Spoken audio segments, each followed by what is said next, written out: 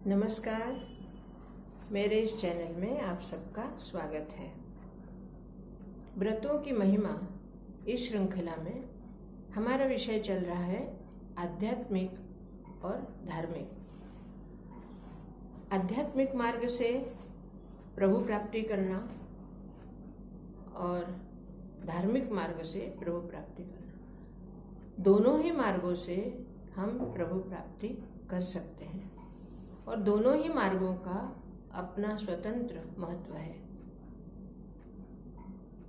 गृहस्थ जीवन में रहते हुए इन दोनों मार्गों में से जो भी मार्ग आपको सुलभ लगता हो उस मार्ग से आप यात्रा कर सकते हैं। धार्मिक मार्ग की यात्रा में आज मैं आपको बताने वाली हूँ कि तीसरा प्रकार कैसा होता है, क्योंकि धार्मिक यात्रा जो है वो कर्मकांड पर आधारित है। हम अपने कर्मों से, सात्विक धार्मिक इन कर्मों से हम प्रभु की प्राप्ति करते हैं।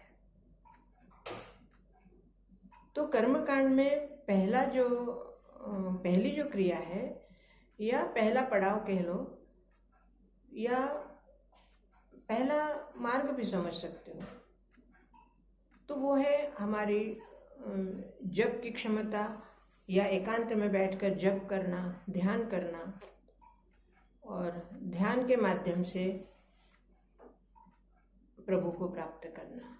दूसरा है हमारे परिवार के साथ मिलकर कोई पूजा का अनुष्ठान करना या किसी पूजा को विशेष उद्देश्य से करना, व्रत करना, या मान लो किसी पूरा एक जैसे 16 सोमवार है या कोई आपने सोचा कि हम 21 चतुर्थी करेंगे या जो भी आप व्रत निर्धारण करेंगे, उसके लिए परिवार का सहयोग भी जरूरी होता है। और अब तीसरा है कर्मकांड जो समाज से जुड़ा होता है। परिवार तो है ही, हम उसमें तीनों ही मार्ग आते हैं, जैसे अपना स्वतंत्रता जो हम स्वतः करते हैं, परिवार को साथ लेकर करते हैं, और फिर अब आगे आता है समाज को साथ लेकर करना। जैसे आपने सोचा कि आपको भागवत सप्ताह करना है, तो उसमें आपको समाज के सहयोग की आवश्यकता होती है। या इसी तरह आपने कोई आयोजन करने का सोचा, जैसे नवान्न पारायण सोचा या अखंड रामायण का पाठ करने का सोचा या नवचंडी हवन करने का सोचा, या जो भी ऐसा धार्मिक कार्य जो कि हमें समाज के सहयोग से हम पूरा करते हैं, तो ऐसे कार्य के लिए दोनों ही बातें हमें ध्यान रखनी होती है कि ये कार्य हम एक कार्यक्रम के रूप में कर रहे हैं, मतलब धार्मिक कार्यक्रम जो उत्सव के रूप में होता है, और एक होता है कि हम उसे अपने साधना के रूप में करें। जैसे आपने नवान्न पारायण के लिए सोचा, रामचरितमानस का नवान्न पारायण अगर आपने सोचा, तो आपको ये संकल्प करना होगा कि आप ये अपनी साधना के रूप में अगर कर रहे हैं तो आप हर साल करेंगे या साल में 2 बार करेंगे या साल में 4 बार करेंगे। तो वो आपको अपने आप को संकल्पित करके और फिर उसका अनुष्ठान शुरू करना होता है।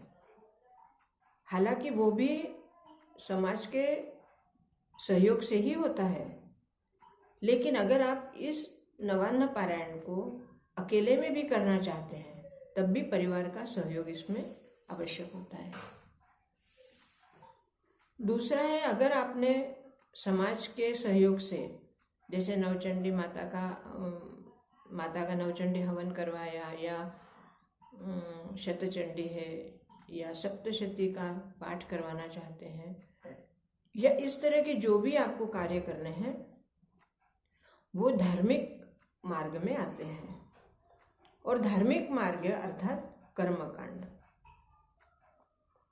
अब जब आपने अपने लिए कोई निश्चित साधना स्वीकार कर लिया, आपने सोच लिया कि आपको इस मार्ग से ये साधना आपको करनी है, उसके लिए आपको अपने आप को तैयार करना होता है, अपने परिवार को तैयार करना होता है। और क्योंकि मेरा जो ये विषय है वो गृहस्थ जीवन में हम आध्यात्मिक और धार्मिकता कैसे संभालें उसके बारे में है, इसलिए मैं बार बार कहती हूँ कि हम गृहस्थ जीवन में रहते हुए किस तरह कार्य को कर सकते हैं। अब आगे आता है कि जब आप इस तरह का कोई बड़ा आयोजन करते हैं, जैसे भागवत सप्ताह का आयोजन किया, तो उसके लिए सिर्फ समाज का, सिर्फ लोगों का ही सहयोग नहीं बल्कि आर्थिक सहयोग भी उसके लिए आवश्यक होता है, क्योंकि कोई भी एक व्यक्ति इतना बड़ा आयोजन नहीं कर पाता। उसे समाज के लोगों का सहयोग कार्य करने के लिए भी चाहिए होता है। अगर 7 दिन सप्ताह होता है तो 7 दिन तक उसका आयोजन करना, 7 दिन तक सारी रख रखाव करना, पेंडॉल लगाना, जो भी उसके कार्य होते हैं उन सब में धन, तन और मन तीनों की आवश्यकता होती है। क्योंकि इन सब कार्यों के लिए ऐसे लोगों का भी सहयोग चाहिए होता है जो कष्ट भी कर सकते हैं, जो धन दे सकते हैं और जो अपना मन से सेवा कर सकते हैं। तो ऐसे बड़े कार्यों के लिए आपको समाज की आवश्यकता होती है या समाज के लोगों का सहयोग चाहिए होता है। अब बात आती है कि क्या ऐसे सप्ताह करके या ऐसे अनुष्ठान करके आप भगवत प्राप्ति कर सकते हैं? जरूर कर सकते हैं, लेकिन उसके लिए आपको अपने आप को संकल्पित होना होगा। जब भी कोई इस तरह का अनुष्ठान आप आयोजित करते हैं तो आपने सबको कार्य सौंप दिए कि भाई ये कार्य ये व्यक्ति करेगा या ये कार्य ये टीम करेगी, इस तरह से। लेकिन आपने अगर अनुष्ठान सोचा है तो पूरे 7 दिन तक आपको भागवत कथा को पढ़ना भी है। 7 दिन तक आपको भागवत का पारायण करना होता है। और आपने अनुष्ठान रखा है या आपने संकल्प किया है कि आप साल में 1 बार करेंगे या 2 साल में 1 बार करेंगे, तो उसके अनुसार आपको पहले से ही व्यवस्था करनी होती है। जब आप भागवत सप्ताह का स्वयं पाठ करते हैं तो पाठ करते करते आपको अपने आप को यह अनुभूति होने लगेगी कि आपका और भगवान का कहीं न कहीं संबंध होने लगा है। अर्थात जैसे हम किसी को फोन करते हैं तो रिंग जा रही है और सामने वाला फोन नहीं उठा रहा है, लेकिन रिंग तो जा रही है। तो जब सामने वाला फोन उठा लेता है तब हमारा उसके साथ संबंध बन जाता है। बस ऐसा ही हम भागवत सप्ताह करते हैं या रामचरितमानस का पाठ करते हैं, तो अगर हमने संकल्प से साधना के रूप में अगर हम वो पाठ करते हैं तो हमारा और भगवान का एक संबंध बनने लगता है। और वो संबंध जब हम साधना के रूप में करते हैं तो वो संबंध धीरे धीरे अटूट होने लगता है और हम भगवान के प्राप्ति की ओर बढ़ने लगते हैं। गृहस्थ जीवन में कई बार आर्थिक परिस्थितियां हमें हिला देती हैं या कई बार कोई ऐसी अव्यवस्था हो जाती है जिसकी वजह से हम अपना कार्य पूर्ण नहीं कर पाते। ऐसे में क्या करें? जैसे आपने कोई संकल्प किया है और बीच में कोई अड़चन आ गई, तो उसके लिए भी शास्त्र हमें मार्ग दिखाता है कि अगर कोई ऐसी प्राकृतिक या पारिवारिक या कोई ऐसी अघटित घटना आपके परिवार में या आपके साथ हो जाती है तो उस संकल्प को उतने दिन पूरे होने के बाद आप वापस उसको कर सकते हैं। ऐसा नहीं है कि बीच में अड़चन आ गई तो वो आपका टूट गया, क्योंकि आप मन से तो भगवान से जुड़े हुए ही रहते हैं। ये विपदा आई है इसलिए आपका कार्य बीच में खंडित हो गया।